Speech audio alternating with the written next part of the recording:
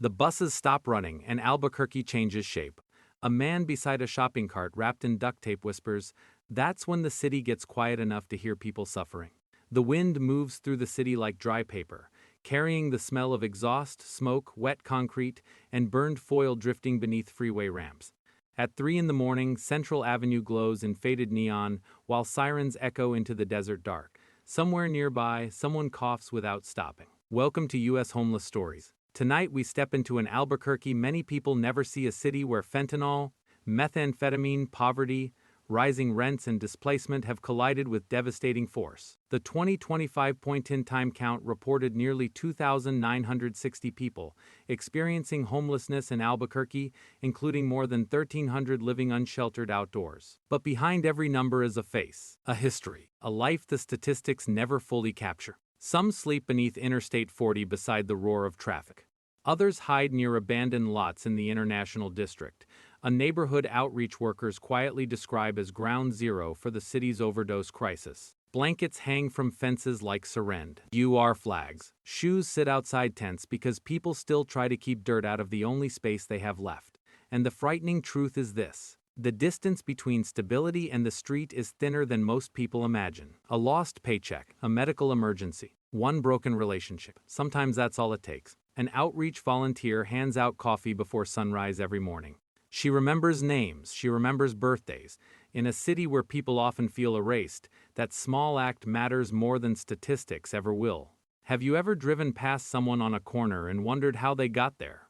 Fentanyl moves through Albuquerque quietly, not like a storm, more like dust. Tiny blue pills scatter across motel floors, alleyways, bus stops, and public bathrooms.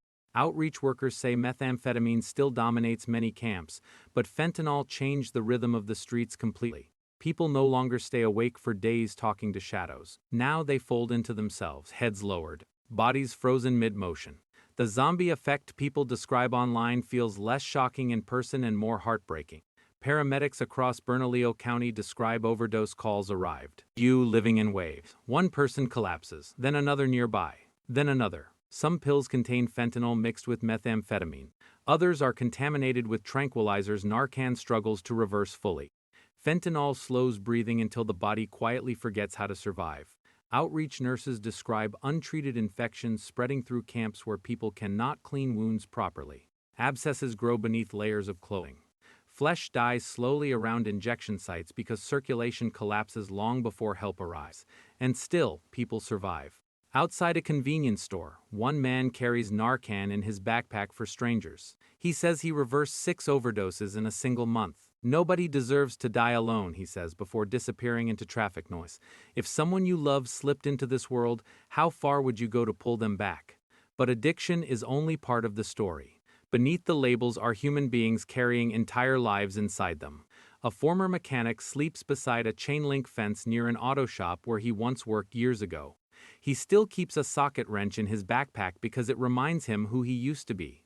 A woman who once handled off ice paperwork folds cardboard beneath her blanket every night to keep the cold from rising through the pavement. She still apologizes before asking for water. Another man carries photographs inside a plastic grocery bag. In one picture, he stands smiling beside 2 small children leaning against his shoulders. They probably think I disappeared, he says quietly. These are not strangers. These were workers, parents, neighbors, dreamers.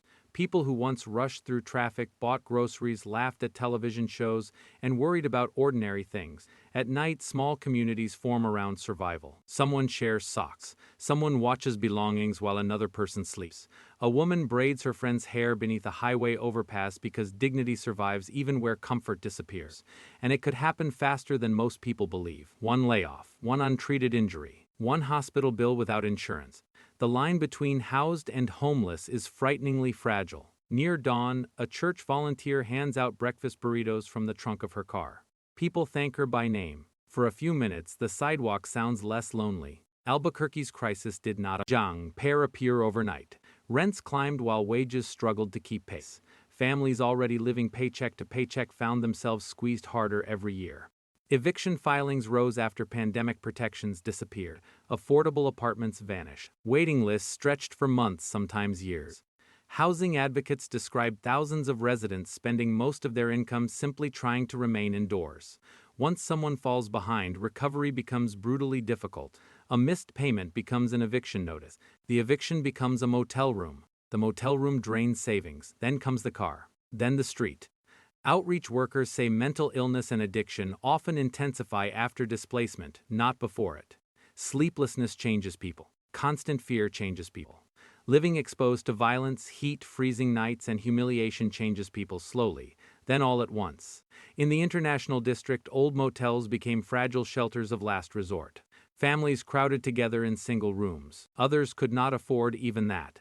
Encampment sweeps forced many people to scatter through alleys, arroyos, and vacant lots, carrying everything they owned on their backs. It's not always about bad choices. Sometimes it's about systems that give no second chances. Walk parts of Central Avenue before sunrise and the city feels wounded. Shopping carts line the sidewalks beside burned blankets and crushed foil. The air smells like smoke, sweat, urine, and rain trapped inside old concrete. Some people sleep sitting upright because lying down feels unsafe. Others wander through exhaustion because trauma has made real sleep impossible. Outreach medics describe infected wounds, dehydration, untreated schizophrenia, frostbite during winter nights, and heat exhaustion during desert summers. Some people have not seen a doctor in years. Others were discharged from hospitals back onto the street with nowhere to recover. In Albuquerque's most notorious camps, silence can feel heavier than noise itself. And yet small moments of humanity survive everywhere. A man with almost nothing feeds stray cats beside his tent every evening. Another person wraps blankets around an older woman before temperatures fall below freezing. The Sandia Mountains glow pink above the city while sirens echo beneath them. Beauty and suffering exist side by side here in ways difficult. Yang LT to explain unless you have walked these streets yourself. Albuquerque has invested millions into homelessness programs, including shelters, behavioral health initiatives, and outreach services. Officials describe these efforts as transformational, yet tents still spread beneath overpasses. Treatment waitlists remain long. Shelters often fill before night fully arrives. Outreach workers describe exhaustion inside the system itself. Too few case managers, too few detox beds, too little permanent housing. One volunteer says she answers the same question every evening. Is there space left? Too often, the answer is no. And still, people keep trying.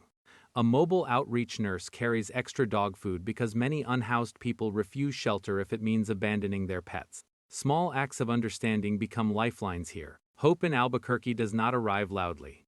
It survives in church kitchens, recovery meetings, shelters, outreach vans, and parking lots long after cameras disappear. Organizations like Albuquerque Healthcare for the Homeless, Heading Home, and Hope Works move through camps every day carrying blankets, water, wound care supplies, Narcan, and human convergence. Shen, one man now working in peer recovery outreach, once slept beneath the same bridge where he distributes supplies today. He says recovery began when someone remembered his name 3 days in a row.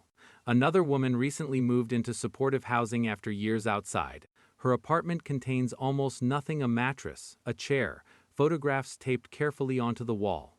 But when she closes the door at night, she finally sleeps without fear. Compassion alone cannot solve homelessness, but indifference guarantees nothing changes. Sometimes helping begins with smaller things than people imagine. Listening, volunteering, carrying Narcan, supporting outreach programs, or simply treating people with dignity instead of suspicion. Most importantly, refusing to look away. Leaving Albuquerque felt strangely quiet. The city lights faded behind the windshield while the desert stretched black and endless ahead. My clothes still smelled faintly like smoke from campfires and cold night air. I kept thinking about the people still awake outside while traffic moved around them without stopping.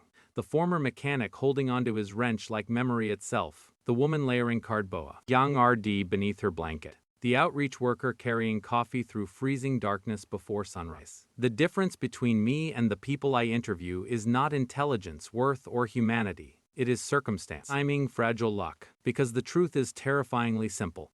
The line between stability and the street is thinner than most people imagine. One crisis, one loss, one moment life refuses to recover from. Sometimes that is all it takes. And yet even here, compassion survives. A shared cigarette beside a bus stop. A blanket offered without hesitation. Someone asking, "Are you okay?" and actually waiting for the answer. Most of all, remember the people in this story are still human. Still breathing. Still carrying memories, fears, humor, heartbreak, and hope. May those sleeping outside tonight find warmth. May those fighting addiction find healing. May exhausted outreach workers keep their strength. And may every person who feels forgotten discover that their life still matters. What will your first step toward hope be?